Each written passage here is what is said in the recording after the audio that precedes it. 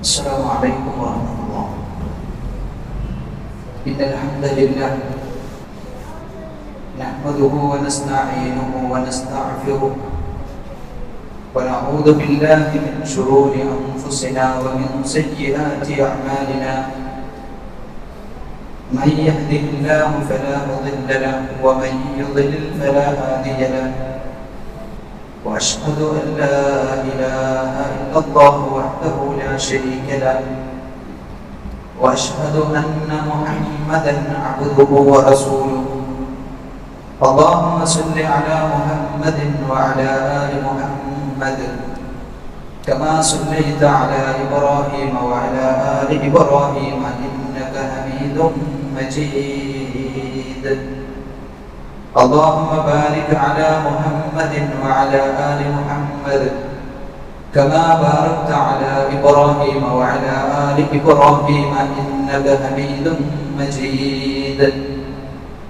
أما بعد فإن خير الكلام كلام الله وخير الهدي هدي محمد صلى الله عليه وسلم وشر الأمور محدثاتها وكل محدثة بدعة وكل بدعة ضلالة وكل ضلالة في النار.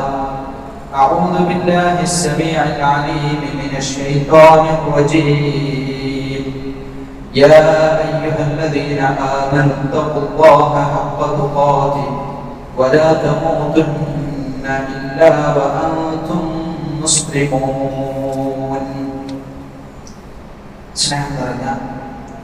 സത്യവിശ്വാസികളെ സത്യവിശ്വാസിനികളെ, അല്ലാഹു സുബ്ഹാനഹു വ തആലയുടെ വിധിവിലക്കുകൾ ജീവിതത്തിൽ കഴിവിനനുസരിച്ച് പാലിക്കണമെന്ന് ആദ്യ അവസരത്തിൽ ഉണർത്തുകയാണ്, വസിയ്യത്ത് ചെയ്യുകയാണ്.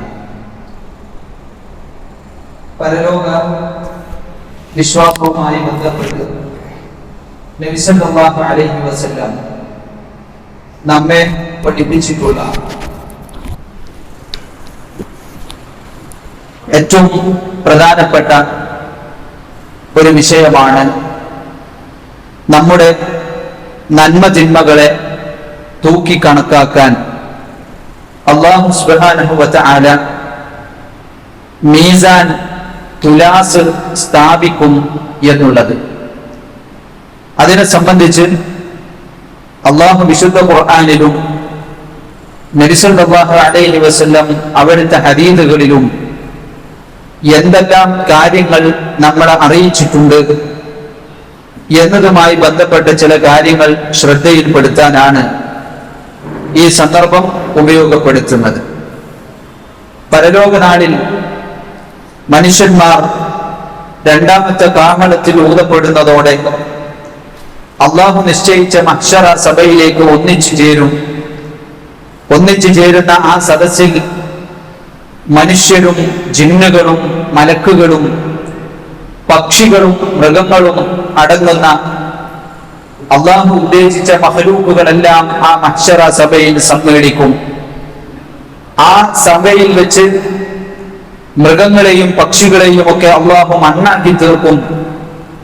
വിശ്വാസികളും അവിശ്വാസികളുമായ ആളുകൾ മാത്രം ബാക്കിയാകും. അതിൽ സത്യനിഷേധികളായ ആളുകളെ അല്ലാഹു സുബ്ഹാനഹു വ തആല നരകത്തിലേക്ക് എറിയും. പിന്നീട് പ്രവാചകന്മാരെ അനുസരിച്ച, പിൻപറ്റിയ, പ്രവാചകന്മാരെ സത്യപ്പെടുത്തിയ അതത് കാലങ്ങളിലെ മുസ്ലിങ്ങൾ ബാക്കിയാകും. അവരുടെ അമലുകൾ അല്ലാഹു സുബ്ഹാനഹു വ തആല വിചാരണയ്ക്ക് വിധേയമാക്കും. ആ വിചാരണയുടെ സന്ദർഭത്തിൽ അവരുടെ നന്മ തിന്മകൾ അളക്കപ്പെടാൻ അല്ലാഹു സുബ്ഹാനഹു വ തആല അവർക്കെല്ലാം കണ്ടനുഭവിക്കാൻ പറ്റുന്ന യോഗ്യമായ മീസാനിനെ കൊണ്ടുവരും എന്നതാണ് അല്ലാഹുവിന്റെ റസൂൽ സല്ലല്ലാഹു അലൈഹി വസല്ലം ഈ വിഷയത്തിൽ പഠിപ്പിച്ച ആയത്തുകളുടെ ഹദീസുകളുടെ ആകത്തുക എന്ന് പറയുന്നത്. അല്ലാഹു വിശുദ്ധ ഖുർആനിൽ പറഞ്ഞത് നമുക്ക് കാണാം.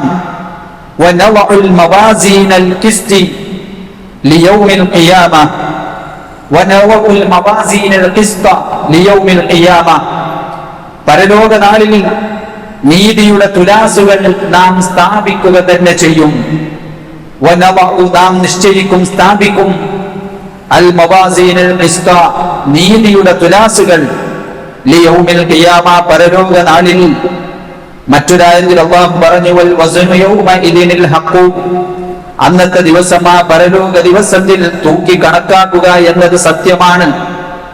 ഫമൻ തഖുലത് മവാസീനുഹു, അന്ന് ആരുടെ തുലാസുകളാണോ, ആരുടെ തൂക്കങ്ങളാണോ കനം കൂടുന്നത്, ഫഉലൈക ഹുമുൽ മുഫ്ലിഹൂൻ, അവർ മാത്രമാകുന്നു വിജയിച്ചിട്ടുള്ളവർ. വമൻ ഖഫ്ഫത് മവാസീനുഹു, അന്ന് ആരുടെ തൂക്കങ്ങളാണോ കുറഞ്ഞു പോകുന്നത്, കനം കുറയുന്നത്, ഫഉലൈക അല്ലദീന ഖസറൂ അൻഫുസഹും, അവരാണ് സ്വന്തങ്ങളോട് നഷ്ടം സംഭവിച്ചവർ. ബിമാ കാനൂ ബിആയാതിനാ യുദ്ലിമൂൻ, തന്റെ റബ്ബിന്റെ ദൃഷ്ടാന്തങ്ങളോട് അക്രമം പ്രവർത്തിച്ചത് നിമിത്തമാണ് അവരുടെ മീസാൻ കനം കുറഞ്ഞിട്ടുള്ളത് എന്ന് അല്ലാഹു വിശുദ്ധ ഖുർആനിൽ സൂചിപ്പിച്ചത് നമുക്ക് കാണാൻ സാധിക്കും. സൂറത്തുൽ ഖാരിഅയിൽ നമുക്കെല്ലാം മനഃപ്പാഠമുള്ള ആയത്തിൽ അല്ലാഹു സുബ്ഹാനഹു വ തആല പറഞ്ഞു, ഫമൻ ഫഖുലത് മവാസീനുഹു, ആരുടെ തുലാസാണോ കനം തൂങ്ങുന്നത്, അതുപോലെ വമൻ ഖഫ്ഫത് മവാസീനുഹു, ആരുടെ തുലാസാണോ കനം കുറയുന്നത്. അപ്പൊ കനം കൂടുക, കനം കുറയുക, അതിനുള്ള തുലാസ് എന്ന രൂപത്തിലുള്ള പ്രയോഗങ്ങളെല്ലാം അല്ലാഹു സുബ്ഹാനഹു വ തആല വിശുദ്ധ ഖുർആനിൽ നടത്തിയത് നമ്മൾ കാണുന്നു. ഈ തുലാസുമായി ബന്ധപ്പെട്ട് നമ്മൾ അറിയേണ്ട ചില പ്രധാനപ്പെട്ട കാര്യങ്ങളാണ് നമ്മൾ മനസ്സിലാക്കേണ്ടത്.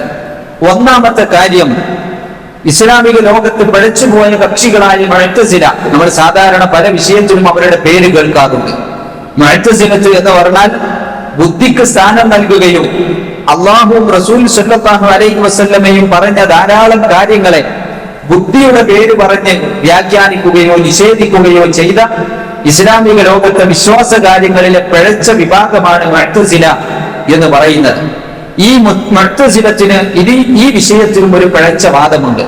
അവർ പറഞ്ഞു, മീസാൻ എന്ന് പറഞ്ഞാൽ അത് നമ്മൾ മനസ്സിലാക്കേണ്ട പോലെ ഒരു തുലാസ് എന്ന് പറയാവുന്ന ഒരു വസ്തു ഒന്നുമല്ല, അള്ളാഹു നീതി നടപ്പിലാക്കുമെന്ന ഒരു ആശയം അറിയിച്ചതാണ് എന്നാണ്.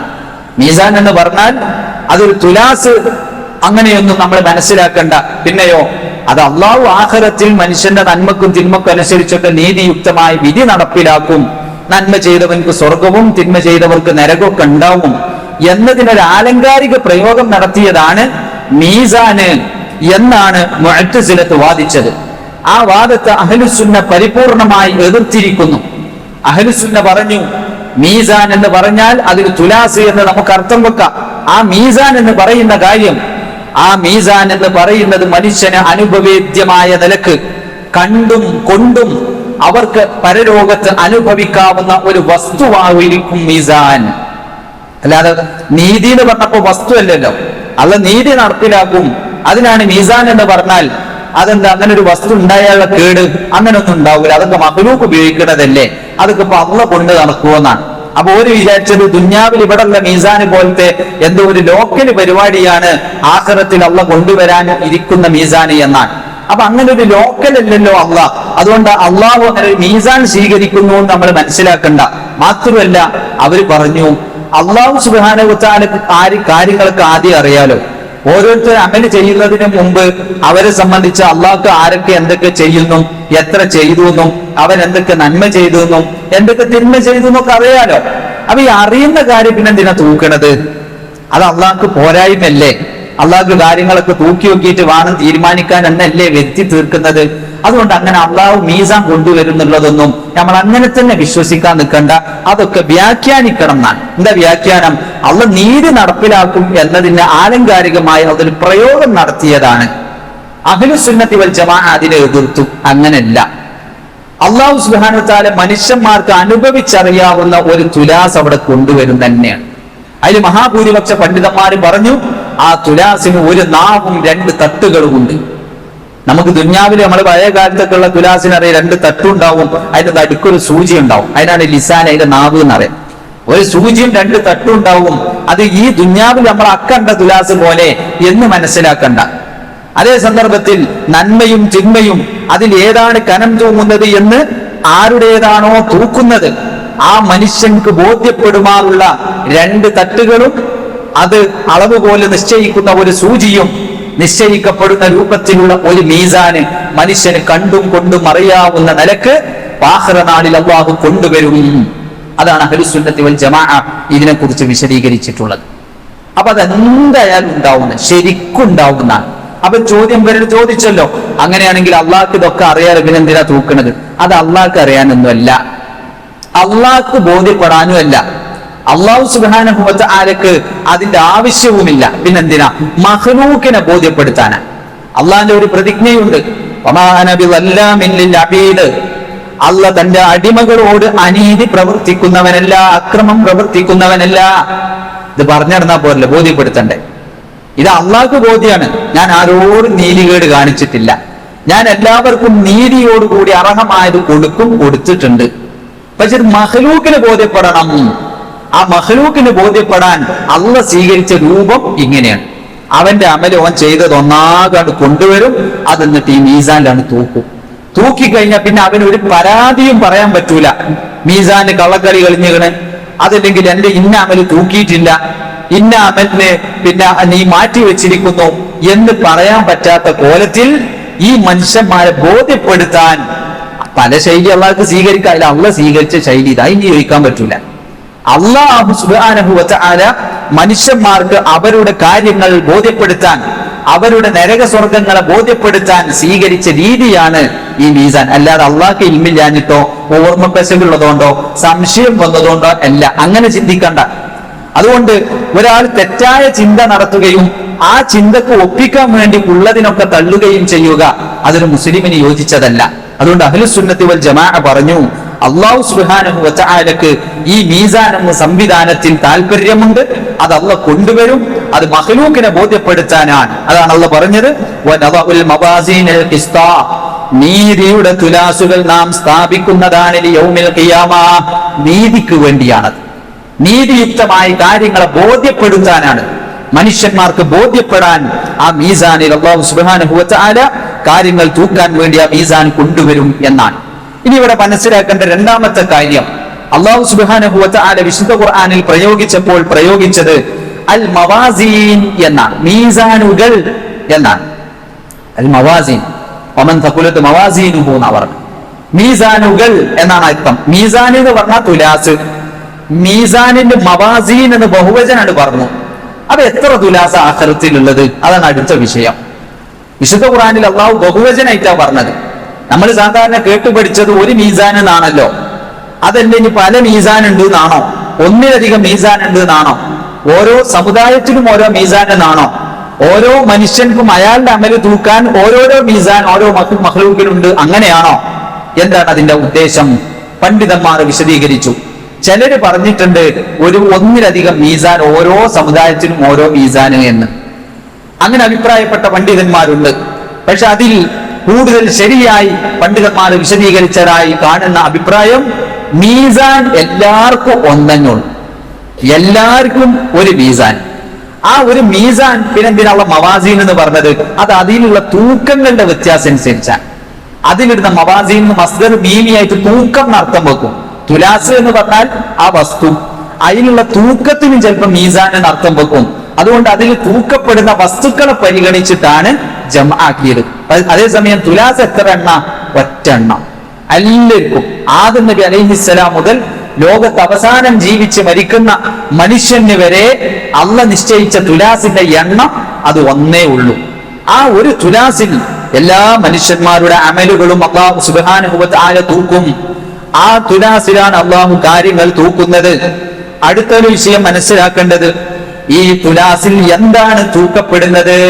അതങ്ങനെ പറഞ്ഞ് നമുക്കിപ്പോ സംശയം ഉണ്ടായിക്കൊള്ളുന്നില്ല, അമലിക്കാരൻ തൂക്കാനാ.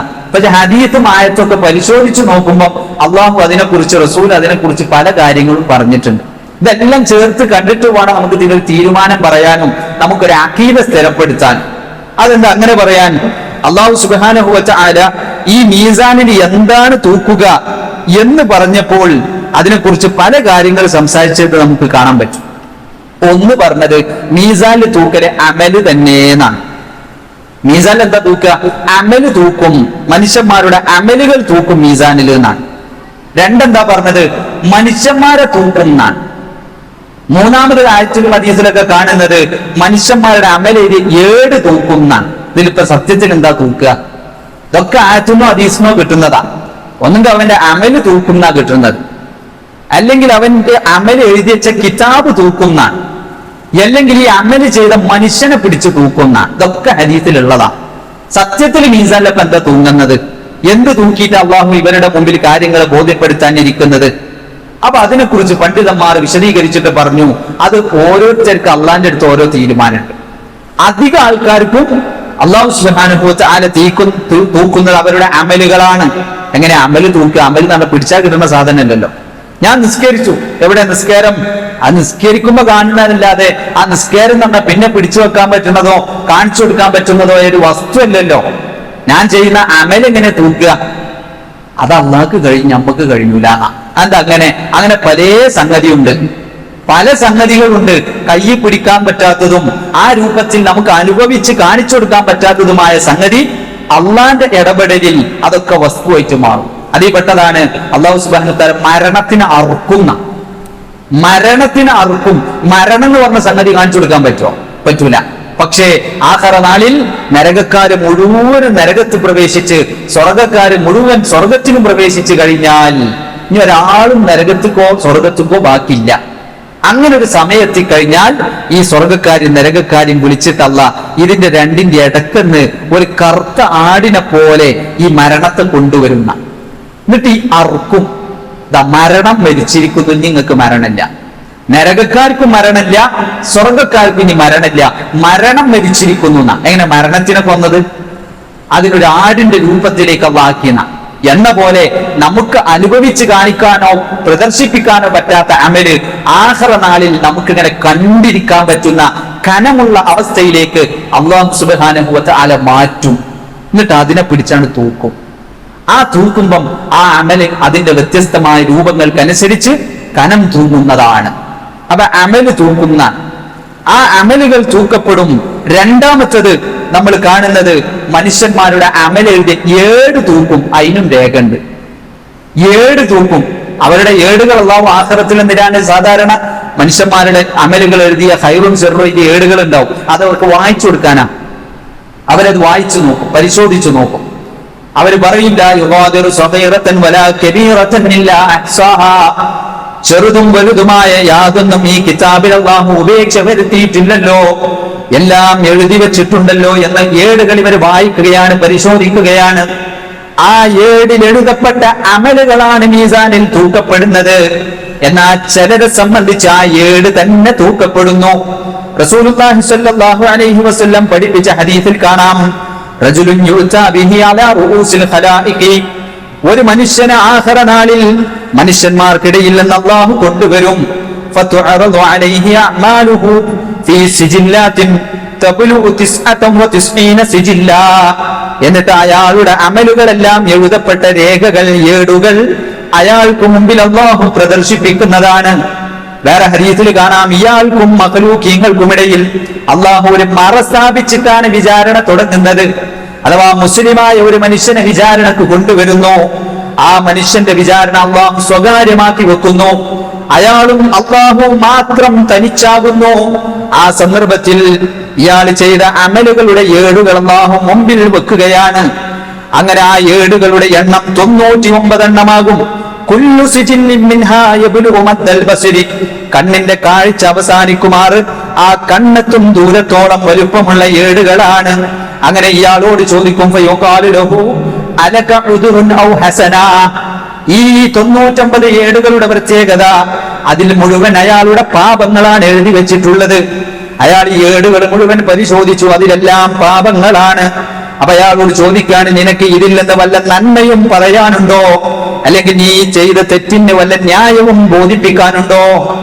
ആ മനുഷ്യൻ പറയും, ലാ യാ റബ്ബു, എനിക്കൊരു ന്യായവും പറയാനില്ല, ഇതെല്ലാം ഞാൻ ചെയ്തത് തന്നെയാണ് എന്നാ മനുഷ്യൻ സംസാരിക്കും.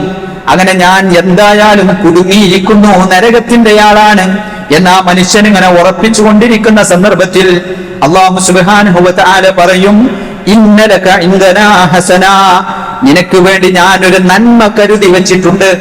ഫയുഅ്താ ബിബിതാഖത്തിൻ സഗീറ, അങ്ങനെ കൂട്ടത്തിൽ നിന്നൊരു ചെറിയ രേഖ അല്ലാഹു പുറത്തെടുക്കും. ആ രേഖയിലുള്ളത് അശ്ഹദു അല്ലാ ഇലാഹ ഇല്ലല്ലാഹ് വ അശ്ഹദു അന്ന മുഹമ്മദൻ റസൂലുള്ളാഹ്.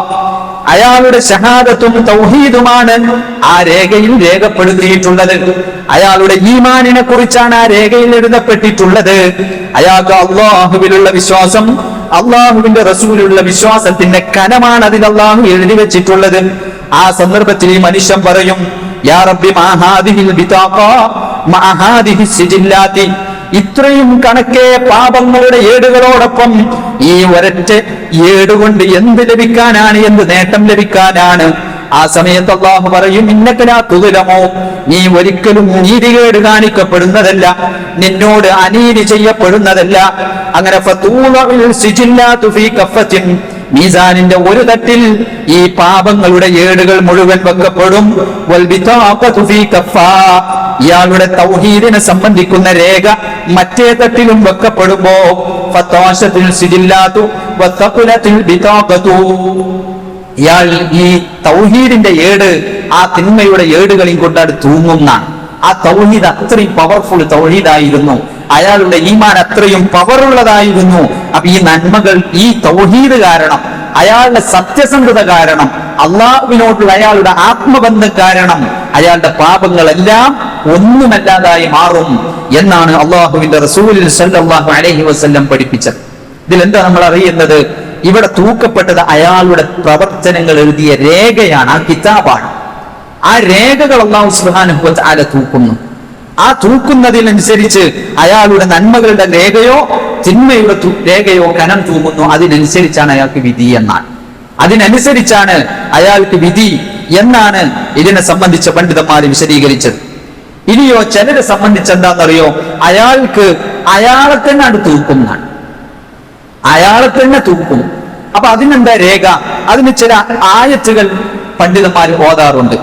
അതിൽപ്പെട്ട ഒന്നാണ് അല്ലാഹു സുബ്ഹാനഹു വ തആല പറഞ്ഞു, ഉലൈകല്ലദീന കഫറൂ, ആ സത്യനിഷേധികളായ ആളുകളുണ്ടല്ലോ, ബിആയാതി റബ്ബിഹിം, തന്റെ റബ്ബിന്റെ ദൃഷ്ടാന്തങ്ങളെ നിഷേധിച്ച മനുഷ്യന്മാർ, വലിഖാഇഹി, തന്റെ റബ്ബിനെ കണ്ടുമുട്ടേണ്ടി വരുമെന്ന പരലോകത്തെ നിഷേധിച്ച, അള്ളാഹുവിന്റെ റസൂലുമാരെ നിഷേധിച്ച, വിശുദ്ധ ഖുർആനിനെ അടക്കമുള്ള വേദഗ്രന്ഥങ്ങളെ നിഷേധിച്ചിട്ടുള്ള കാഫിറുകളായ മനുഷ്യന്മാർ, ഫഹബിതത അമാലുഹും, അവരുടെ അമലുകളെല്ലാം പൊളിഞ്ഞു പോകുന്നതാണ്.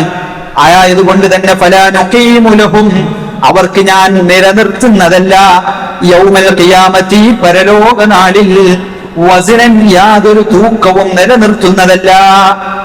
ആ മനുഷ്യന്മാർക്ക് ആഖിറത്തിലെത്തിയ ഒരു തൂക്കവും ഉണ്ടാവുകയില്ല. ഈ ആയത്തിനെ ഓതിക്കൊണ്ട് മനുഷ്യന്മാരെ തന്നെ തൂക്കും എന്നതിന് ചില പണ്ഡിതന്മാർ രേഖ പിടിച്ചിട്ടുണ്ട്. അവര് പറഞ്ഞു, ഇവിടെ ആ കാഫിറിനാണ്ട് തൂക്കും. കാഫിറിനെ തൂക്കിക്കഴിഞ്ഞാൽ ഹദീസുകളിൽ കാണാം, അർ-റജുലു സലീനുൽ അദീം, നല്ല മസിലുള്ള നല്ല തടിയനായ മനുഷ്യൻ, ലാ യസിനു ഇൻദല്ലാഹി ജനാഹ ബഊദ, ഒരു കൊതുകിന്റെ ചിറകിന്റെ തൂക്കം പോലും അയാൾക്ക് ആഖിറ നാളിൽ അള്ളാന്റെ അടുത്ത് ഉണ്ടാവൂല. കാഫിറായിരിക്കും. അയാൾക്ക് അള്ളാഹു അവഗണന കൊടുത്തു. കാണാൻ വലിയ ആജാനുഭാവുമായിരിക്കും, പക്ഷെ ഒരു കൊതുകിന്റെ ചിറകിന്റെ തൂക്കം പോലും അയാൾക്ക് ഉണ്ടാവൂല എന്ന് ഹദീസിൽ കാണാം. ഈ ആയത്തിനെയും ഹദീസിനെയും ഒക്കെ ചേർത്തിട്ട് പണ്ഡിതന്മാരിൽ ചിലർ ഈ ആയത്തിനെ തെളിവ് പിടിച്ച്, ഈ ഹദീസിനെ തെളിവ് പിടിച്ചിട്ട് പറഞ്ഞു, കാഫിറിനെ തന്നെ തൂക്കും, എല്ലാവരും അല്ല, ചിലരെ. ആ തൂക്കുന്ന സമയത്തോ ഒരു കൊതുകിന്റെ ചിറകിന്റെ തൂക്കം പോലെ അയാൾക്ക് ഉണ്ടാവൂല. മറ്റു ചില പണ്ഡിതന്മാര് പറഞ്ഞു, ആ മനുഷ്യന്മാരെ തൂക്കൊക്കെ ചെയ്യുമ്പോൾ അതിന് ഈ ആയത്ത് തെളിവെടുക്കാൻ പറ്റൂല. ഈ ആയത്തിൽ അള്ളാഹു ഉദ്ദേശിച്ചത്, ഓർക്ക് ഞാൻ ഒരു വിലയും കൊടുക്കൂല. വലാ നുഖീമു ലഹും യൗമൽ ഖിയാമത്തി വസ്ന, ആഖിറ നാളിൽ, പരലോക നാളിൽ അവർക്ക് ഞാൻ ഒരു വസ്നും ഒരു ഖദറും ഒരു വിലയും കൽപ്പിക്കുന്നതല്ല, അല്ലാതെ ഓരോ തൂക്കണ വിഷയമല്ല എന്നാണ് മറ്റു ചില പണ്ഡിതന്മാർ ഈ ആയത്തിനെ കുറിച്ച് പറഞ്ഞത്. അതേസമയം മനുഷ്യന്മാരെ തൂക്കും, അതിന് വേറെ രേഖ ഉണ്ട് എന്നാണ്. എന്താണ് വേറെ രേഖ? ഒരിക്കലതാ മഹാനായ ഇബ്നു മസ്ഊദ് റളിയല്ലാഹു തആല അൻഹു, അദ്ദേഹത്തിന്റെ ഒരു സംഭവം നമുക്ക് ഹദീസിൽ കാണാം. ഇബ്നു മസ്ഊദ് റളിയല്ലാഹു അൻഹു എന്ന് പറഞ്ഞാൽ കൊടിയ മനുഷ്യനാണ്, കുള്ളനായ ഒരു മനുഷ്യനാണ്. ഇബ്നു മസ്ഊദിനെ കുറിച്ച് ഹദീസ് പിന്നെ ചരിത്രത്തിലൊക്കെ കാണാം, വലിയ പള്ളിയും നീളം കുറഞ്ഞൊരു കുള്ളനായി കൊണ്ടാണ് ഇബ്നു മസ്ഊദ്. അദ്ദേഹത്തിന്റെ കാല് ചെറിയ കാലുമാണ്, ചെറിയ കാല്, വലിയ പള്ള, നീളം കുറഞ്ഞിട്ടൊരു മനുഷ്യൻ. ഇബ്നു മസ്ഊദ് റളിയല്ലാഹു അൻഹുവിന്റെ ഈ ശാരീരിക പ്രകൃതി സഹാബത്തിന്റെ ഇടയിൽ പല സമയത്തും ചർച്ചയ്ക്ക് വിധേയായിട്ടുണ്ട്. അതിൽപ്പെട്ട ഒന്നാണ് പിന്നെ ബദർ യുദ്ധത്തിന്റെ സമയം. ബദർ യുദ്ധത്തിന്റെ സമയത്ത് അബൂജഹലിനെ നോട്ടിട്ടിട്ട് രണ്ട് ചെറുപ്പക്കാർ നടന്നിരുന്നു. അബൂജഹലിനെ കൊല്ലണം എന്ന തീരുമാനം. അബൂജഹലിനെ കൊല്ലണം എന്ന് തീരുമാനിച്ചിട്ട് പിന്നെ അഫറാ എന്ന സഹാബി പെണ്ണിന്റെ രണ്ട് മക്കളുണ്ട്, മുആദും മുഅവ്വദും. ഇവരെ രണ്ടാളെ തീരുമാനം 15 വയസ്സോ ചില്ലാനോ ഉള്ളൂ അവർക്ക് വയസ്സാ സമയത്ത്. അബൂജഹലിനെ കൊല്ലണം എന്ന അവരെ തീരുമാനം. ഇവർ അബൂജഹലിനെയും കാത്ത് നടക്കുക. വേറെ യുദ്ധമൊന്നുമില്ല, അബൂജഹലിനെ കൊല്ലണം. അങ്ങനെ ഇവർക്ക് ഒരു തക്കം കിട്ടി. അബൂജഹല് അവിടെ വാളൊക്കെ തൂക്കിയിട്ട് അവരുടെ വിശ്രമ കേന്ദ്രത്തിന്റെ യുദ്ധം നടന്നുകൊണ്ടിരിക്കുന്നുണ്ട്. അപ്പുറത്ത് ഇങ്ങനെ പിന്നെ ഒന്ന് വിശ്രമിക്കാനിരുന്നപ്പോഴാണ് ഇവർ മരത്തുമ്മ കയറി അബൂജഹലിനെ അറ്റാക്ക് ചെയ്തത്. തലക്കും കഴുത്തിനൊക്കെ വെട്ടിയത്. അങ്ങനെ തലക്കും കഴുത്തിനും വെട്ടിയിട്ട് അബൂജഹൽ നിലത്ത് കിടക്കുകയാണ്. നിലത്ത് കിടന്നു. വീണ്ടും ഇവര് വെട്ടി. അങ്ങനെ അബൂജഹൽ പിന്നെ ചക്രഘോഷം വലിച്ചുകൊണ്ടിരിക്കുക. മരണത്തിന്റെ ആ അങ്ങേ അറ്റത്തേക്ക് എത്തിയ സമയത്താണ് മഹാനായ ഇബ്നു മസ്ഊദ് റളിയല്ലാഹു അൻഹു കടന്നു വരുന്നത്. ഇബ്നു മസ്ഊദ് റളിയല്ലാഹു അൻഹു എന്ന് പറഞ്ഞാൽ ഞാൻ പറഞ്ഞല്ലോ, ചെറിയൊരു ശരീരം, വലിയ വള്ളിയും ഈ ചെറിയ കാലും ഒക്കെ ആയിട്ടാണ്. അദ്ദേഹം തന്റെ കുഞ്ഞിക്കാല് അബൂജഹലിന്റെ നെഞ്ചത്ത് കയറ്റി വെച്ചു എന്നാണ്. അത് സഹാബത്ത് അത്ഭുതത്തോടെ പറയുന്നുണ്ട്. അബൂജഹലിനൊന്നും ചെയ്യാൻ വയ്യ. ആ ഇബ്നു മസ്ഊദ് തന്റെ കാല് അബൂജഹലിന്റെ നെഞ്ചത്ത് കയറ്റി വെച്ചിട്ട് ഞങ്ങൾക്ക് എന്താ പറയാനുള്ളതെന്ന് ചോദിച്ചു. കാരണം പണ്ട് അബൂജഹൽ ഇബ്നു മസ്ഊദിനെ തച്ചാണ്. ഇബ്നു മസ്ഊദ് റളിയല്ലാഹു അൻഹു റസൂലിന്റെ അടുത്ത് നിന്ന് തൗഹീദ് സ്വീകരിച്ച് കഅബാലയത്തിൽ വന്നിട്ട് പ്രഖ്യാപിച്ചപ്പോൾ ഇബ്നു മസ്ഊദിനെ അടി കിട്ടിയിട്ട് ബോധം കെട്ട് വീണ ചരിത്രമൊക്കെ ഉണ്ട്. അപ്പൊ ഇബ്നു മസ്ഊദ് ശരീരം കൊണ്ട് മസിലുള്ള ആളൊന്നുമല്ല, തല്ല് കിട്ടിയാൽ മുതിർന്ന പ്രകൃതം തന്നെയാണ്. പക്ഷെ ആ പ്രകൃതം വെച്ച് അദ്ദേഹം ഇങ്ങനെ പോയി തല്ല് വാങ്ങി ബോധം കെട്ട് വീണുന്ന. എന്നിട്ട് ഈ കുഞ്ഞിക്കാൽ അബൂജഹലിന്റെ നെഞ്ചത്ത് കയറ്റി വെച്ചിട്ട് വാളുകൊണ്ട് അബൂജഹലിന്റെ കഴുത്തറത്ത് റസൂൽ തന്റെ മുമ്പിൽ കൊണ്ടുവച്ച ചരിത്രം നമുക്ക് കാണാൻ പറ്റും. എന്ന പോലെ ഒരിക്കൽ ഇബ്നു മസ്ഊദ് റളിയല്ലാഹു തആല അൻഹു മരത്തുമ്മ കയറിയതാണല്ലോ. മരത്തുമ്മ കയറിയപ്പം അദ്ദേഹത്തിനെ സംബന്ധിച്ച് ചെറിയ കാലായതുകൊണ്ട് പിടുത്തം കിട്ടണില്ല, എങ്ങനെ ആടി വലയ. അപ്പൊ ആടി വലയുന്നത് കണ്ടപ്പോ സഹാബത്തിൽ ഇത് ചിലര് കണ്ടിട്ട് ഇങ്ങനെ കാറ്റടിച്ചിട്ട് മരം ഇളകിയപ്പം ഇബ്നു മസ്ഊദ് വലിയ കാലല്ലേ, ചെറിയ കാലായതുകൊണ്ട് പിടുത്തം കിട്ടാതെ ഇങ്ങനെ ഇളകുക. അപ്പൊ ഇളകണത് കണ്ടപ്പം ചില സഹാബത്ത് ഇത് കണ്ടിട്ട് ഒരു പരിഹാസത്തിന്റെ ചിരിച്ചപ്പോൾ റസൂലുള്ളാഹി സ്വല്ലല്ലാഹു അലൈഹി വസല്ലം ചോദിക്കുന്നു, മിമ്മ തദഹഖൂൻ, നിങ്ങൾ എന്തിനാ ചിരിക്കണമെന്ന് ചോദിച്ചു. അല്ല, അന്ന് ഞാൻ ഒരു കാല് കണ്ട് ചിരിച്ചതാണ്. അപ്പൊ റസൂലുള്ളാഹി സ്വല്ലല്ലാഹു അലൈഹി വസല്ലം പറഞ്ഞു, ഫവല്ലദീ നഫ്സീ ബിയദിഹി, എന്റെ ആത്മാവ് ആരുടെ കയ്യിലാണോ ആ റബ്ബ് തന്നെയാണ് സത്യം. ലഹുമാ ഫിൽ മീസാനി അസ്ഖലു മിൻ അഹദിൻ, ഈ ഇബ്നു മസ്ഊദിന്റെ രണ്ട് കാലുകളുണ്ടല്ലോ, അത് ദുനിയാവിൽ ചെറിയ കാലാണ്, പക്ഷേ ആഖിറ നാളിൽ നിങ്ങളിൽ ഒരുത്തന്റെ കാലിനെക്കാളും അല്ലാഹുവിന്റെ മീസാനിൽ ഇബ്നു മസ്ഊദിന്റെ കാലിന് വലിയ കനം അല്ലാഹു നിശ്ചയിക്കുന്നതാണ്.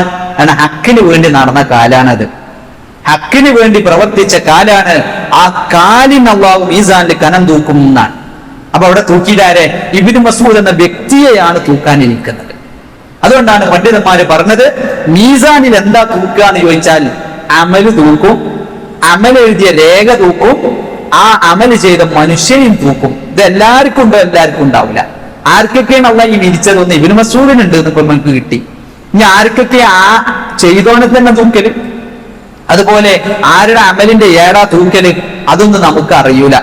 ചുരുക്കി പറഞ്ഞ മനുഷ്യന്റെ അമലുകളെ അയാൾക്ക് ബോധ്യപ്പെടുമാറ് അല്ലാഹു സുബ്ഹാനഹു വ തആല ഇത് ഈ മീസാനിൽ വെച്ച് തൂക്കും എന്നാണ് നബി സല്ലല്ലാഹു അലൈഹി വസല്ലം പറഞ്ഞതിന്റെ ചുരുക്കം ആയിക്കൊണ്ട് നമ്മൾ മനസ്സിലാക്കേണ്ടത്.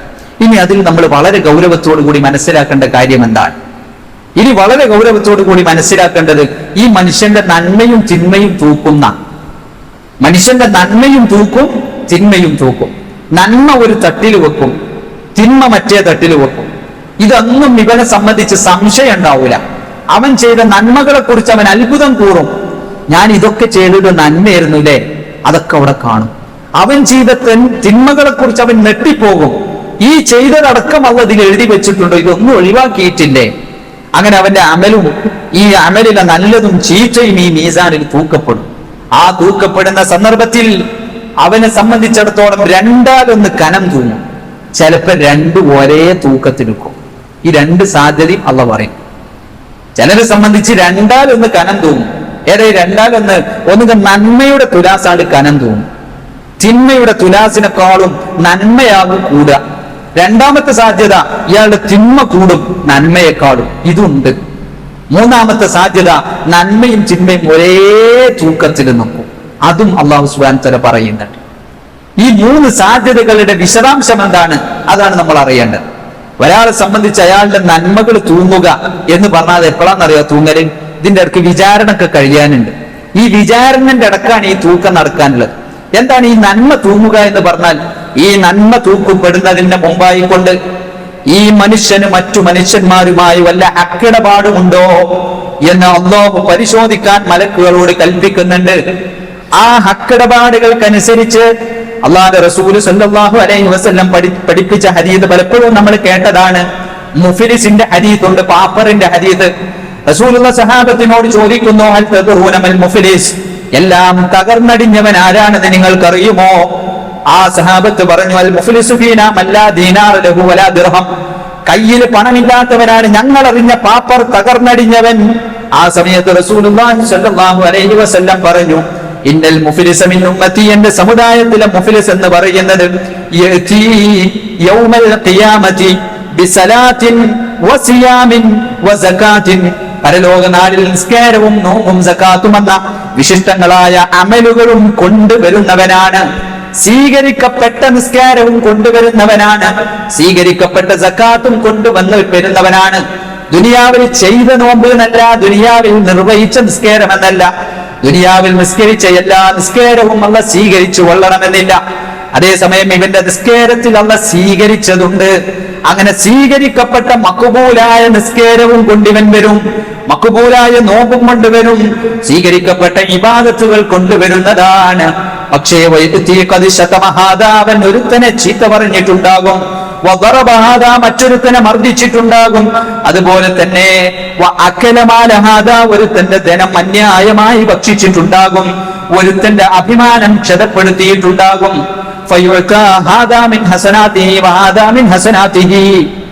അങ്ങനെ ഈ മനുഷ്യന്റെ നന്മകളിൽ നിന്ന് ഇയാളാൽ ഉപദ്രവിക്കപ്പെട്ട ആളുകളിലേക്ക് നന്മകൾ വിതരണം ചെയ്യപ്പെടുന്നതാണ്.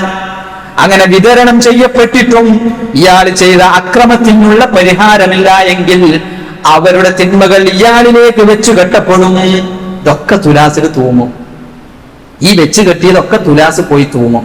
അങ്ങനെ നോക്കുമ്പോൾ ഇയാൾ കൊണ്ടുവന്ന അമല് കുറെ ഉണ്ടാവും, പക്ഷെ അതൊന്നായിട്ട് തുലാസ് കാണില്ല, കുറെ ലീക്കായി ഉണ്ടാവും. ഇയാൾ ചെയ്യാത്ത കുറെ പാപം ഇയാൾക്ക് മേൽ ഇയാൾ ചെയ്ത കൂട്ടിയ മറ്റുള്ളവരോടുള്ള ഹക്ക് കൊണ്ട് ഇയാളുടെ മീസാനിൽ വെച്ച് കെട്ടപ്പെടും. ഇതൊക്കെ കഴിഞ്ഞിട്ടാ തൂക്കി വെക്കുക. ഇങ്ങനെ കൊടുക്കാനുള്ളതും കൊള്ളാനുള്ളതൊക്കെ വെച്ചതിന്റെ ശേഷം തൂക്കും. ആ തൂക്കുന്ന സമയത്ത് നന്മയുടെ തുലാസാണോ കനമുള്ളത്, തിന്മയുടെ തുലാസാണോ കനമുള്ളത് എന്നാണ് നോട്ടം. അങ്ങനെ ഇതെല്ലാം കഴിഞ്ഞിട്ടും ഇയാളുടെ നന്മയുടെ ഭാഗം ബാക്കിയാണെന്ന് കൂട്ടുക. ഇയാളുടെ ഈ തിന്മ മുഴുവനും ഡിലീറ്റ് ആവും.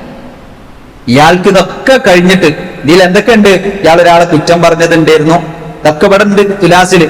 ഇയാൾ ഒരാളെ കുറ്റം പറഞ്ഞതിന് ഇയാളുടെ അന്നലെടുത്ത് കൊടുത്തുകണ്, ഇയാൾ ഒരാളെ മർദ്ദിച്ചു, ഇയാൾ ഒരാളെ കൊന്നു, അഭിമാനം ക്ഷതപ്പെടുത്തി, ഇതിനൊക്കെ അമലെടുത്ത് കൊടുത്തിട്ടും ഇയാൾ പറഞ്ഞ ആൾക്കാരെ കുറിച്ചുള്ള ഈബത്തും നമീമത്തും ഹക്കടപാടിൽ നടത്തിയ കള്ളത്തരവും ഈ പാപങ്ങളൊക്കെ നിലനിൽക്കെ തന്നെ ഇതൊക്കെ കഴിഞ്ഞിട്ടും ഇയാളെ നന്മന്റെ തുലാസ് ബാക്കിയായി ഇങ്ങനെ കടന്നാൽ ഇയാളുടെ ആ തിന്മ മുഴുവനും അത് ഡിലീറ്റ് ആവും. പിന്നെ ആ തിന്മ ഇല്ല. അത് മുഴുവനും ഡിലീറ്റ് ആക്കിയിട്ട് ഇയാളെ സംബന്ധിച്ചിടത്തോളം അയാൾ വലതുപക്ഷക്കാരൻ എന്നുള്ള വിധിക്കും. അയാൾ മുസ്ലിമാണ്. അയാളെ സംബന്ധിച്ച് ഇനി അയാൾ നരകത്ത് പോകൂല. നരകത്തിൽ അയാളെ സംബന്ധിച്ച് ഇനി അയാൾക്ക് നരകത്ത് പോകലില്ല. അതേ സന്ദർഭത്തിൽ അയാളെ സംബന്ധിച്ച് അല്ലാഹു സുബ്ഹാനഹു വ തആല പറഞ്ഞിട്ടുള്ള ചില കാര്യങ്ങളുണ്ട്. അയാൾക്ക് ഈ സിറാത്ത് മുറിച്ച് കടക്കുമ്പോണ്ടാവുന്ന വേഗത വ്യത്യാസങ്ങളൊക്കെ പറഞ്ഞിട്ടുണ്ട്. അത് ഈ ബാക്കിയുള്ള നല്ല അമൽ അത് എത്ര ഉണ്ട് അതിനനുസരിച്ചാണ്. ഈ ബാക്കി അമൽ എത്ര ഉണ്ട്, നന്മ തിന്മ മൊത്തം ഡിലീറ്റ് ആക്കി അല്ലാഹു അത്തരം മുഅ്മിനീങ്ങളിൽ നമ്മൾ ഉൾപ്പെടുത്തി അനുഗ്രഹിക്കട്ടെ. തിന്മ മൊത്തം ഡിലീറ്റ് ചെയ്തു. നീ നന്മ ഉണ്ട്, ആ നന്മ റസൂലിനോളം നന്മ നമുക്ക് ഉണ്ടാവില്ല. അബൂബക്കർ സിദ്ദീഖ് റളിയല്ലാഹു അൻഹുവിനോളം നന്മ അത് നമുക്കൊന്നും ഉണ്ടാവില്ല. എത്ര നമ്മളെ നന്മ അതിന്റെ തൂക്കനുസരിച്ചാണ് പിന്നെ സിറാത്തിൽ മുറിച്ചടക്കലും സ്വർഗത്തിൽ അവന്റെ പദവി കിട്ടലൊക്കെ ഈ തുലാസിൽ എത്ര ഞാൻ നന്മ ഉള്ളത് എന്നാ. അതുകൊണ്ടാണ് അള്ളാഹുവിന്റെ റസൂൽ സല്ലല്ലാഹു അലൈഹി വസല്ലം പറഞ്ഞു, ആഖിറ നാളിൽ ഒരു മുസ്ലിം ഖേദിക്കുന്നത് അവൻ ദുനിയാവിൽ സുബ്ഹാനല്ലാഹ് പറയാതെ നഷ്ടപ്പെടുത്തിയ സമയത്തെ കുറിച്ചാവുന്ന. കാരണം എന്താ? ഇത് സിറാത്ത് മുറിച്ചടക്കുമ്പോഴുള്ള വേഗതക്ക് നഷ്ടം വരുത്തും, സ്വർഗത്തിലുള്ള അവന്റെ പദവിക്ക് ഇത് കുറവ് വരുത്തും. അപ്പൊ ഒരു സുബ്ഹാനല്ലാഹ് കൂടി ഉണ്ടെങ്കിൽ ഇനിയും ഗുണം കൂടുമായിരുന്നു എന്നതുകൊണ്ട് ദുന്യാവിൽ തന്നെ നഷ്ടപ്പെടുത്തിയ സമയത്തെ കുറിച്ച് ഒരു മുസ്ലിം ഖേദിക്കുക ആഖിറ നാളിൽ ഈ സന്ദർഭത്തിലാകുന്ന. അപ്പൊ അവിടെ അങ്ങനെ അത് കിടക്കുന്നുണ്ട്. ഇനി രണ്ടാമത്തെ വിഷയം എന്താണ്? ഇയാളുടെ തിന്മയുടെ തുലാസാണ് കനം തൂങ്ങുക. അതെങ്ങനെ കനം തൂങ്ങുന്നത്? ചിലപ്പോ ഞാൻ പറഞ്ഞല്ലോ, ഇയാള് ഈ നിലയ്ക്ക് സ്വന്തം ചെയ്ത കനം തുലാസ് പാപങ്ങൾ കുറെ ഉണ്ടായിരുന്നു. പക്ഷെ അതിന്റെ ഇടക്ക് ഇങ്ങനെ ഇയാൾക്ക് മറ്റൊരാളാൽ ഇയാൾ കുറെ ഉപദ്രവിക്കപ്പെട്ട് മർദ്ദിതനായ മനുഷ്യനാണ്. ആ മർദ്ദിതനായ മനുഷ്യനായി മറ്റൊരാൾ അമലൊക്കെ ഇയാൾക്ക് കിട്ടി അവസാനം ചിലപ്പോഴാണ് ഇയാൾ നന്മന്റെ തുലാസ് കനം തൂങ്ങണം. കുറെ അനുഭവിച്ചിക്കണ ആ സാധു, കുറെ മറ്റുള്ളവരാൽ അനുഭവിച്ച് പരിഹസിക്കപ്പെട്ടൊരു മനുഷ്യനാണെങ്കിൽ ചിലപ്പോൾ അയാൾക്ക് അള്ളാഹുവിന്റെ അരികിൽ ഈ ദുന്യാവിൽ അനുഭവിച്ചതിന് ഇങ്ങനത്തെ ഒരു ഭാഗ്യവും അള്ളാഹ് അയാൾക്ക് വെച്ചുകൊടുക്കാം. അതല്ല, ഇയാൾക്ക് ഇങ്ങനെ മറ്റുള്ളവർക്ക് കിട്ടിയിട്ടും ഇയാളെ പാപങ്ങളെല്ലാം തൂക്കി ലാസ്റ്റ് എല്ലാം അളന്ന് കിട്ടപ്പെടുത്തി കൊടുക്കാനുള്ളതും കൊള്ളാനുള്ളതൊക്കെ വെച്ചിട്ട് ഇയാളെ തിന്മയുടെ തുലാസാണ് കനം തൂങ്ങുന്നതെങ്കിൽ എന്താ ഇയാൾക്ക് വിധി? ഇയാളുടെ തിന്മയുടെ തുലാസാണ് കനം തൂങ്ങുന്നത് എങ്കിൽ അപ്പൊ നന്മയുടെ ഭാഗം കനുണ്ട്, പക്ഷെ തിന്മയുടേതാണ് കൂടുതൽ കനം. അതെങ്ങനെ അങ്ങനെ ഉണ്ടാവുക? അത് മുസ്ലിമിനെ അങ്ങനെ ഉണ്ടാവും. നന്മയുടെ തുലാസ് കനുണ്ട്, പക്ഷെ തിന്മയുടെ തുലാസ് കൂടുതൽ കനം. അതെന്താ അങ്ങനെ പറയുന്നത്? ചിലരുടേതുണ്ടാകും, അവരുടെ നന്മയുടെ തുലാസിന് ഒരു കനവും ഉണ്ടാവുകയില്ല, ഒരു കനം ഉണ്ടാവില്ല. അതാരാ? സത്യനിഷേധ്യ. അല്ലാഹു സുബ്ഹാനഹു വ തആല പറഞ്ഞു, വഖദിന്നാ ഇലാ മാ അമിലൂ മിൻ അമലിൻ ഫജഅൽനാഹു ഹബാഅൻ മൻസൂറാ. ആ കാഫിറുകൾ ചെയ്ത അമലിലേക്ക് നാം കടന്നു വന്നിട്ട് പറത്തപ്പെടുന്ന ധൂളികളായി അതിനെ ഞാൻ പൊടിച്ചു കളയുന്നതാണ്. ഒരു നന്മക്കും തൂക്കം ഉണ്ടാവില്ല. അപ്പൊ പിന്നെ ഓരോ നന്മന്റെ ഭാഗത്ത് തൂക്കം തന്നെ ഇല്ല, സീറോ. വെറും തൂക്കം ഇപ്പുറത്താ. അപ്പൊ ഇപ്പുറത്തെ തൂക്കം എല്ലാ കാഫിറിനും ഒരേ മാതിരി ആവില്ല. കള്ളു കുടിച്ച കാഫിറും കള്ളു കുടിക്കാത്ത കാഫിറിനും ഒരേ പാപത്തിന്റെ തൂക്കം ഒന്നാവില്ല. അതേ സന്ദർഭത്തിൽ നിസ്കരിച്ച കാഫിറും നിസ്കരിക്കാത്ത കാഫിറും ഒരു കാര്യമില്ല, നന്മക്ക് കനമില്ല. കാഫിറായിരിക്കും നിസ്കരിച്ചതുകൊണ്ടും നോമ്പ് വെച്ചതുകൊണ്ടും അതിന് തൂക്കം കിട്ടൂല. എന്നാൽ തൂക്കത്തിന്റെ ഏറ്റവും വ്യത്യാസം ഇപ്പുറത്തുള്ളത് പാപത്തിന്. അതെന്താ? ഇവൻ ശിർക്കും ചെയ്തവന് കള്ളും കുടിച്ചത്, ഇവൻ ശിർക്കും ചെയ്തവന് പലിശ നിന്നാണ്, ഇവൻ ശിർക്കും ചെയ്തിട്ടുണ്ട്, ഒരാളെ കൊന്നിട്ടുണ്ട്. ഇതെല്ലാം ഒരേ തൂക്കാവൂല. പക്ഷെ എല്ലാവരുടെയും തൂക്കം ഇപ്പുറത്തെ സൈഡിലാണ്, ഇടത്തെ ഭാഗത്താണ്. അവരെ സംബന്ധിച്ച് തിന്മയുടെ ഭാഗത്താണ്. അങ്ങനെ തൂക്കപ്പെട്ട് കഴിഞ്ഞാൽ, അതേസമയം മുസ്ലിം ആണെങ്കിലോ അവന്റെ നന്മയുടെ ഭാഗത്ത് കനുണ്ട്. അതേ സന്ദർഭത്തിൽ തിന്മയാണ് കൂടുതൽ കനം, തിന്മയുടെ ഭാഗമാണ് കൂടുതൽ കനം. അങ്ങനെ ഒരു അവസ്ഥ വന്നു കഴിഞ്ഞാൽ ഇവനെ സംബന്ധിച്ച് എന്താണ് വിധി? ഇവൻ എന്താണ് അള്ളാഹു വിധിക്കാനിരിക്കുന്നത്? ഈ അവസ്ഥയിലുള്ള എല്ലാവർക്കും നരകമല്ല, ഈ അവസ്ഥയിലുള്ള എല്ലാവർക്കും അള്ളാഹു നരകം നിർബന്ധമാക്കുന്നില്ല, നരകത്തിൽ പ്രവേശിപ്പിക്കുന്നില്ല. അതേ സന്ദർഭത്തിൽ ഈ മനുഷ്യന്മാരിൽ ചിലരൊക്കെ നരകത്തിൽ വീഴാതെ രക്ഷപ്പെടുന്നതാണ്. അരെ ഈ ചിലര് ഈ നന്മ ഈ തിന്മയുടെ തുലാസാണ് കനം തൂങ്ങിയിട്ട് പോലും ചില മുസ്ലിങ്ങൾ നരകത്ത് പോല. എന്താ? അതിന്റെ മുമ്പ് ഇയാൾ നരകത്തിൽ എത്താതെ തന്നെ പാപപരിഹാരത്തിനുള്ള ചില ശിക്ഷ അള്ളാഹ് കൊടുക്കും. അത് സിറാത്തിലാണ്. സിറാത്തിനെ കുറിച്ച് നമ്മൾ പഠിച്ചു. അവിടെ കൊക്കും പുറത്തൊക്കെ ഉണ്ട്. അതിലൂടെ മുറിച്ച് കിടക്കുമ്പോ ഇയാൾക്ക് നല്ല മുറിവ് വരും. ഇയാൾ നരകത്തേക്ക് വീഴാൻ പോകും, വഴുതി വീഴാൻ പോകും. ഇയാൾക്ക് ആ കൊക്കും കൊളത്തിലും പെട്ടിട്ട് വലിയ അപകടങ്ങൾ ഉണ്ടാകും. മുട്ടിലഴഞ്ഞും ഇഴഞ്ഞൊക്കെ അയാൾ പോവേണ്ടി വരും. ഇതൊക്കെ അയാൾക്കുള്ള ശിക്ഷയാണ്. ഇതെല്ലാം അനുഭവിച്ചു വരുമ്പോഴേക്ക് ഇയാൾ ചെയ്ത പാപങ്ങൾക്കുള്ള പരിഹാരമായ ഞാൻ നരകത്തേക്ക് വീഴണ്ടെന്ന് പറയും. അപ്പൊ അയാൾ നേരെ ഈ പ്രയാസമൊക്കെ അനുഭവിച്ചിട്ടാണെങ്കിലും സ്വർഗത്തിന്റെ ഭാഗത്തേക്ക് സിറാത്ത് മുറിച്ച് കടക്കും. അങ്ങനെ ഒരു വിഭാഗമുണ്ട്. ചിലരെ സംബന്ധിച്ചുണ്ടാവും, ഇയാൾ ഇങ്ങനെ നരകത്തേക്ക് വിരിക്കപ്പെട്ട സമയത്ത് ചിലര് വന്ന് ശഫാഅത്ത് ചെയ്യുന്നു. ആ ശഫാഅത്ത് എന്താണ്? ഇയാൾ നിസ്കരിച്ച നിസ്കാരങ്ങൾ ഉണ്ടാവും. അതുപോലെ തന്നെ ഇയാൾ നിസ്കരിച്ച സുജൂദിന്റെ നിസ്കരിച്ച സ്ഥലങ്ങൾ ഉണ്ടാകും. ഇയാളുടെ മക്കളുണ്ടാവും, ബിഞ്ചോമന കുഞ്ഞുങ്ങൾ. ഇവർക്ക് മരണപ്പെട്ടിട്ടുണ്ടെങ്കിൽ ആ കുഞ്ഞുങ്ങൾ ശഫാഅത്ത് ചെയ്യും. അങ്ങനെ വലിയ കേസുണ്ട്. ഇവർക്ക് വേണ്ടി സൂറത്ത് ബഖറ ശഫാഅത്ത് ചെയ്യും. നരകത്തേക്ക് വിധിക്കപ്പെട്ടവർക്ക് മലക്കുകൾ ശഫാഅത്ത് ചെയ്യും. ഒരു നരകത്തേക്കായി തീരുമാനിക്കണം. തിന്മന്റെ തുലാസ് തൂങ്ങിയിട്ടുണ്ട്, പക്ഷെ ഒരു നരകത്ത് കൊണ്ടുപോകില്ല. ചിലരുടെ ശഫാഅത്ത് ഇവർക്ക് കിട്ടും, അവർക്ക് യോഗ്യതന്റെ അനുസരിച്ചാണ്.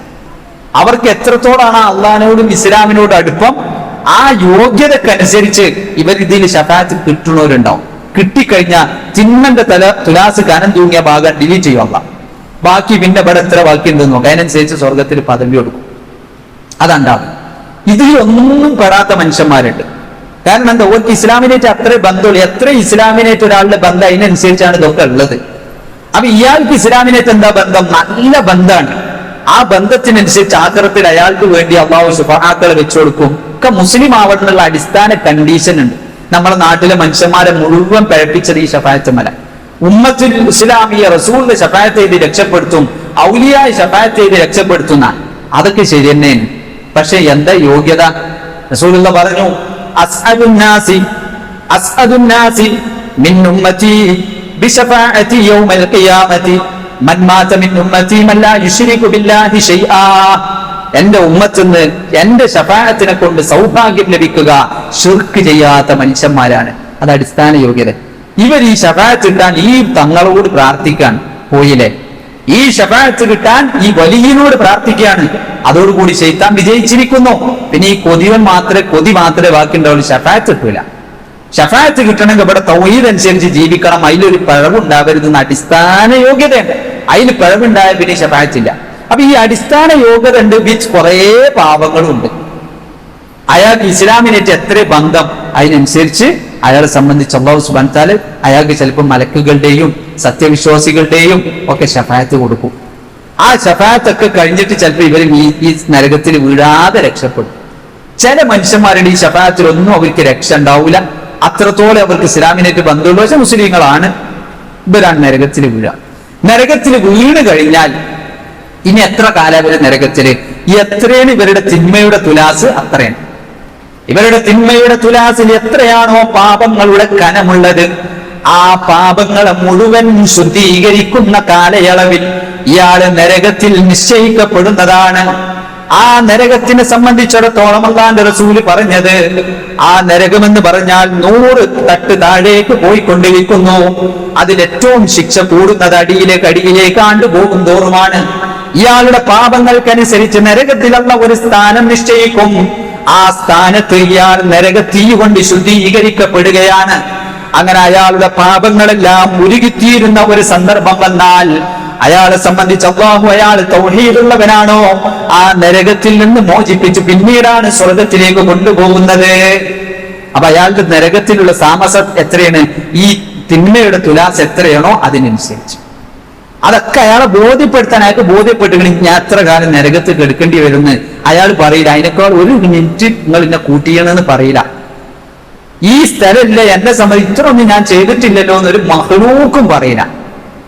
ഒരു മഹ്ലൂക്കിനെ സംബന്ധിച്ചും ഈ വിഷയത്തിൽ അങ്ങനെ ഒരു വിഷയമില്ല. നിങ്ങൾ ആലോചിച്ചു, ഒരു നാട്ടിലൊരു യുദ്ധം നടക്കാന്ന് കൂട്ടിക്കോ. ആ യുദ്ധത്തില് ബോംബേർ കൊണ്ട് കാല് നഷ്ടപ്പെട്ട കുഞ്ഞിനറിയില്ലല്ലോ എന്തിനാ എന്റെ കാല് പോയത് എന്ന്. അങ്ങനെ ബൾക്കായിട്ടൊരു ശിക്ഷ വരുമ്പോ അതിലധികം മനുഷ്യന്മാർക്കും അറിയില്ല എന്തിനാ ഈ തല്ലുകൊള്ളണമെന്ന്. അതേസമയം ആഖിറത്തിൽ അങ്ങനെ എത്ര കോടാനുകോടി മനുഷ്യന്മാരുണ്ടെങ്കിലും ഒരു മനുഷ്യൻക്കും അറിയാതെ പോകൂല ഞാൻ എന്തിനാ ഇത് അനുഭവിക്കുന്നത്. ഓരോരുത്തരെയാണ് ഉള്ള വിചാരണ ചെയ്യാൻ പോകുന്നത്, ബൾക്കായിട്ടല്ല, ഒന്നിച്ചൊരു കൂട്ടം വിചാരണ അല്ല. ഓരോരുത്തർക്കും ബോധ്യപ്പെടുത്തി കൊടുക്കും നിന്നെ സ്വർഗത്തിലാക്കിയത് എന്തുകൊണ്ട്, നിന്നെ നരകത്തിൽ എത്തിച്ചത് എന്താണ് കാരണം എന്നുള്ള ഓരോരുത്തരെയും ബോധ്യപ്പെടുത്തുന്ന. അപ്പൊ ഇങ്ങനെ തിന്മന്റെ തുലാസ് കനം തൂങ്ങിയ വ്യക്തിയാണോ അയാളെ സംബന്ധിച്ചിടത്തോളം അയാൾക്ക് ഇത്തരത്തിലുള്ള ഏതെങ്കിലും ഒരു പരീക്ഷണത്തിൽ അല്ലാഹു സുബ്ഹാനഹു വ തആല നിശ്ചയിക്കുന്നതാണ്. ഏതെങ്കിലും ഒരു പരീക്ഷണത്തിലേക്ക് അയാളെ അള്ളാഹു കൊണ്ടുപോയി വെക്കും. അപ്പൊ അതിലേക്ക് നമ്മൾ കാത്തിക്കാൻ പറ്റൂല. നമ്മളെ സംബന്ധിച്ച് എങ്ങനെയെങ്കിലും സുബ്ഹാനല്ലാഹ് അൽഹംദുലില്ലാഹ് അള്ളാഹുവിന്റെ റസൂൽ സല്ലല്ലാഹു അലൈഹി വസല്ലം പറഞ്ഞതാണ്, ഒരു കാരക്കച്ചീള് കൊണ്ടെങ്കിലും ഒരു കാരക്കച്ചീള് കൊണ്ടെങ്കിലും നരകത്തിൽ നിന്ന് രക്ഷപ്പെടാൻ പറ്റിയാൽ എന്നാ റസൂലുള്ളാഹി സ്വല്ലല്ലാഹു അലൈഹി വസല്ലം പറഞ്ഞത്. റസൂലുള്ളാഹി സ്വല്ലല്ലാഹു അലൈഹി വസല്ലം പഠിപ്പിച്ചത് ഒരു കാരക്കച്ചീള് കൊണ്ടെങ്കിലും നരകത്തിൽ നിന്ന് നിങ്ങൾ രക്ഷ നേടണം എന്നാണ്. എന്താണ് നരകത്തിൽ നിന്ന് രക്ഷ നേടുക? ഒരു നിമിഷമെങ്കിലും നരകത്തിൽ കിടക്കുന്നതിൽ നിന്ന് രക്ഷ നേടണം എന്നാണ്. അത് സ്വാലിഹായ അമല് കൊണ്ട് മാത്രമേ ഒരാൾക്ക് സാധിക്കുകയുള്ളൂ. അതുപോലെ പണ്ഡിതന്മാർ ഈ വിഷയത്തിൽ മീസാനിന്റെ വിഷയം പറഞ്ഞപ്പോൾ നമ്മളെ പഠിപ്പിച്ച ഒരു വിഷയമാണ് ഫത്വയാണ്. ഒരാൾ വന്നിട്ട് ചോദിക്കുകയാണ് ഒരു ഫത്വ, ഞാൻ ഒരാളെ കൊന്നു, ഒരാളോട് അക്രമം ചെയ്താൽ പൊരുത്തപ്പെടിക്കുകയാണല്ലോ വേണ്ടത്. സാമ്പത്തികമാണെങ്കിൽ കൊടുത്തു തീർക്കാം, ചീത്ത പറഞ്ഞതാണെങ്കിൽ പൊരുത്തപ്പെടിക്കാം, വല്ല മർദ്ദനമാണെങ്കിൽ അതൊക്കെ തീർക്കാൻ അയാൾ ഹയാത്തിലുണ്ട്. ഒരാളെ കൊന്നത് എങ്ങനെ പൊരുത്തപ്പെടിക്കുക? കഴിയൂല. ഒരാളെ കൊന്നത് എങ്ങനെ പൊരുത്തപ്പെടിക്കുക? ഒരു നിലക്കും കഴിയില്ല, അയാൾ മരിച്ചുപോയി. ഞാൻ കൊന്നല്ലോ, ഞാൻ എങ്ങനെ പൊരുത്തപ്പെടിക്കുക? അപ്പൊ ഇയാളോട് ഇതിന് പരിഹാരമാണല്ലോ. അപ്പൊ അയാളോട് പരിഹാരം പറഞ്ഞെടുത്തത് എന്താ? പരിഹാരം പറഞ്ഞെടുത്തത് നീ നല്ലോണം സോലിഹായ അമല് വർദ്ധിപ്പിച്ചോണം. അതെന്താ? എന്തായാലും എന്റെ അമല അയാൾക്ക് എടുത്തോളൂ, ബാക്കി ഇവിടെ വേണം. അത് എവിടുന്ന കിട്ടി? ഈ ഫത്വ എവിടുന്ന കിട്ടി? ഈ മീസാനം വന്ന. എന്തായാലും നിന്റെ അമല അയാൾക്ക് അത് കൊടുക്കും. കൊടുത്താലും നിനക്ക് ഇവിടെ ബാക്കി കനം കൂട്ടാൻ വേണം. അതിന് നീ നല്ലോണം സോലിഹായ അമല് ചെയ്തുകൊണ്ടിരുന്നോന്നാ ഒരു കൊന്ന മനുഷ്യന് പണ്ഡിതന്മാർ ഫത്വ കൊടുത്തത് നമുക്ക് കാണാൻ സാധിക്കുന്നത്. അതുകൊണ്ട് മീസാനിൽ കനം തൂങ്ങണമെങ്കിൽ സോലിഹായ അമല് വേണം. അവിടെയാണ് റസൂലുള്ളാഹി സ്വല്ലല്ലാഹു അലൈഹി വസല്ലം അതിന്റെ വിഷയത്തിലൊക്കെ പറഞ്ഞത്, സുബ്ഹാനല്ലാഹ് തംലഉൽ മീസാൻ, മീസാനർ നിറക്കുന്ന, അൽഹംദുലില്ലാഹ് തംലഉ മാ ബൈന സമാഇ വൽ അർദ്, അൽഹംദുലില്ലാഹ് എന്ന് പറഞ്ഞ ദിക്ർ ആകാശ ഭൂമികൾക്കിടയിൽ നിറക്കാറാവുന്ന, സുബ്ഹാനല്ലാഹി വബിഹംദിഹി സുബ്ഹാനല്ലാഹിൽ അളീം സഖീലതാനി ഫിൽ മീസാൻ എന്നാണ് റസൂലുള്ളാഹി പറഞ്ഞത്. മീസാനിൽ കനം തൂങ്ങുന്ന രണ്ട് വാചകങ്ങൾ എന്നാണ്. അങ്ങനെ മീസാനിൽ കനം തൂക്കാവുന്ന ഒരുപാട് അമലുകളിലേക്ക് ഒരു വിശ്വാസി ശ്രദ്ധിക്കൽ എപ്പോഴാ? ഈ വിഷയങ്ങൾ അവന്റെ മനസ്സിൽ കയറിയാലാണ്. ഇതിന് ഇത്ര കനമുണ്ട്, ഇതിന് ഇത്ര കനമുണ്ട്. ഇനി വേറൊന്നും കൂടി നമ്മളെ മനസ്സിലാക്കുക. ഈ ഖനമെന്ന് പറയുമ്പോൾ ചിലതിന് കാണാം അള്ളാന്റെ റസൂൽ പറയുന്ന 50 കൂലി ഉണ്ട് എന്ന് പറയും. ചിലതിന് പറയും അതിന് 10 കൂലി ഉണ്ട് എന്ന് പറയും. ഈ 10 കൂലി 50 കൂലിയും ഒരേ തൂക്കാവൂല, ഒരേ അളവും ആവില്ല, ഒരേ തൂക്കാവൂല, ഒരേ അളവും ആവില്ല. 50 കൂലി എന്ന് പറഞ്ഞതിനേക്കാളും ഉണ്ടാവും ചിലപ്പോൾ ചില ഇബാദത്തിന്റെ 10 കൂലി എന്ന് പറഞ്ഞാൽ. അതെന്താണ്? ആ ഇബാദത്തിനനുസരിച്ചാണ് കാര്യങ്ങൾ കിടക്കുന്നത്. അതുകൊണ്ട് മുസ്ലിമിനെ സംബന്ധിച്ച് ഈ അമലിന്റെ തൂക്കം, ഇതിന് മീസാനിലുള്ള സ്ഥാനം, ഇതൊക്കെ അവൻ ചിന്തിക്കുന്നതിലേക്ക് അവൻ എപ്പോഴാണ് തൽപരനാവുക?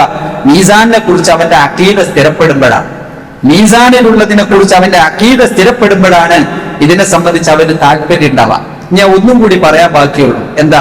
സമാസമം നിൽക്കുന്നവരുണ്ടാവുന്ന, സമാസമം നിൽക്കുക. ഇവരെ നന്മയും തിന്മയും ഒരേ തൂക്കത്തിൽ ഇങ്ങനെ നിൽക്കാൻ.